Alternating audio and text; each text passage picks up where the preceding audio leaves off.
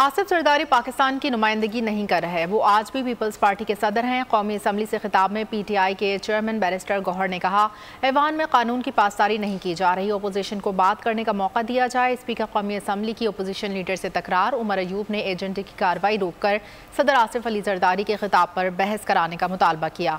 यहाँ खिलाफ वर्जी हो रही है, हम मजम्मत करते हैं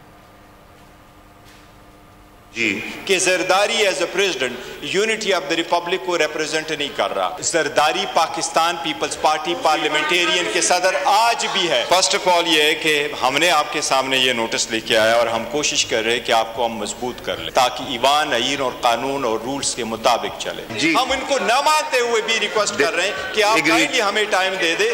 इंपॉर्टेंट चीज ये है कि आपने बाकायदा मोशन मूव करना है कि इस हाउस ने प्रेसिडेंट का एड्रेस डिस्कस करना है। यहाँ पे डिस्कशन जो है वो किक ऑफ होगी, यहाँ पे मोशन मूव होगा। हम लोग लीडर ऑफ द ऑपोजिशन उस पे कमेंट करेगा, उस पे स्पीच करेगा, उसके ऊपर यहाँ पे तबसरा किया जाएगा।